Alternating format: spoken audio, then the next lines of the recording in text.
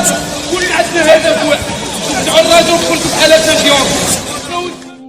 اي فريق رياضي في العالم كتلقى عنده واحد العدد معين من الجماهير اللي كتساند كتحفيز معنوي باش يشوفوا الفريق ديالهم ديما في القمه، الا انه كاينه واحد الفئه معينه من الجماهير اللي بغات تبان مختلفه على اي مشجع عادي. بلا شك عرفتوني على من داو عقليه الاولتراس. هاد العقليه بدات من ايطاليا وغادي تدخل القاره ديالنا اللي هي افريقيا، وغادي تبدا تبان في عده دول منها مصر وتونس والجزائر والمغرب. اليوم غادي نهضروا على واحد من بين اقوى الاولتراس في العالم اللي كتشجع الفريق ديالها بواحد الطريقه اللي كتخليك انت كشخص عادي نوضو تغني معاهم في المدرجات بلا شعور. ملي قلت لك كشخص عادي فرا كنقصد حيت هاد الاولتراس اشخاص غير عاديين. الكلام عن اولتراس جرين بويز او اولاد الخضره. هاد الاولتراس الغايه ديالهم هي يساندوا الفريق ديالهم اللي هو الرجاء الرياضي المغربي. اولتراس جرين بويز بدات اول نواه ديالها سنه 2000 ميلادي تحت اسم لاكليك سيلتي، وكانوا كيلبسوا التونيات ديال الفريق السيلتي حيت كان حتى هو باللون الاخضر والابيض اللي كيذكرنا باللون النادي ديالو. اولتراس جرين بويز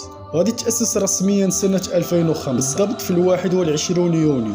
واحد الكليكه ديال الدراري ولاد النادي بطبيعه الحال غادي يتفقوا على جميع النقاط باش انهم ياسسوا هاد الاولتراس، وغادي تطلق في نفس اليوم. كتعتبر اولتراس جرين بويز اول اولتراس في المغرب. فراه ملي كتذكر هاد الكلمه في المغرب مباشره كتلاقي راسك كتهضر على درب السلطان اللي هو المعقل ديالو. الهدف ديالهم هو تشجيع الرجاء الرياضي في الضراء قبل السراء. الاصل ديال التسميه ديالو كرجع الالوان النادي، فرا من الضروري كان خاصهم يخلقوا شي سميه اللي مناسبه للنادي اللي كيشجع، وهي الجرين بويز بالانجليزيه اللي كتعني بالعربيه اولاد الخضره.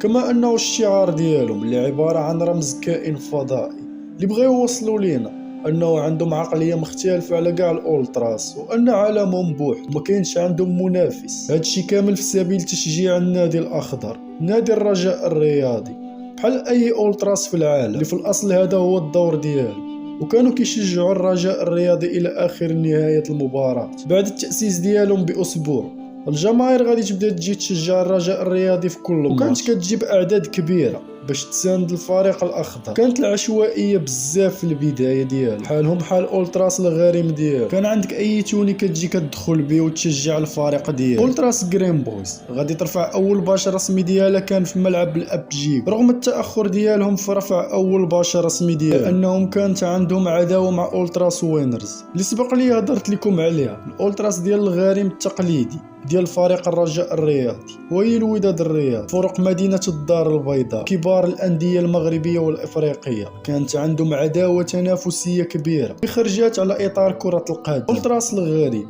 غادي تستولي على أول باش رسمي ديال الجرين. من هنا غادي تبدا العداوة الكبرى بين أولتراس كازابلانكا. أولتراس جرين بويز ما غاديش تسكت على حقها وغادي ترجع الباش اللي مشى ليهم. بعض المصادر كتقول أنهم خلصوا الغريم ديالهم باش يرجع الباش، مصادر اخرى كتقول انهم رجعوه بالقوه. سنه 2006 الجرين بوز غادي يوليو قسموا الفيراج مع اولتراس ايجلز اللي قريب ندير عليهم حتى هما فيديو، وغادي تبدا المشاكل فيما بينهم. ولكن واخا هكاك هادشي ما منعش اولتراس الجرين بويز من التشجيع ديال النادي، وغادي يبداو يطلعوا تيفوات خياليه. اول تيفو كان للجرين بويز كان في الروتور ديال الكوب دافريك سنه 2005 ضد النجم الساحلي، كانت مكتوبه عليه فورزا راجا جرين بويز مع كراكاج خيالي اللي زاد من الجماليه ديال التيفو.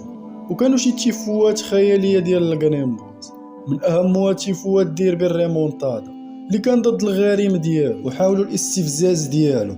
والتيفو اللي كان عباره عن 8 ديال التيفوات كل مره كتقلب تيفو اللي جديد. اولتراس جرين بويز ما عندها حتى شي صداقات حاليا لا خارج ولا داخل المغرب، وما كاينه حتى شي حاجه رسميه، ولكن ما نكروش انهم عندهم علاقه زوينه مع اولتراس المكشخ واولتراس وفاق سطيف الجزائري.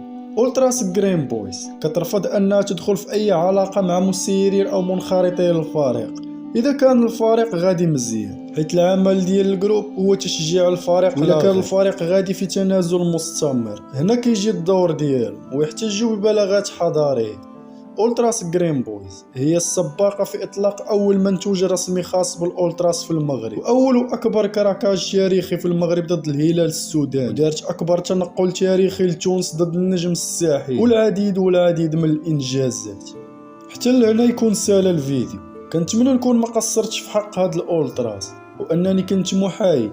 ما تنساش تعطينا الراي ديالك في التعليقات وتخلي لنا الموضوع ديال الفيديو. كان معكم اخوكم محمد من قناه قاحله.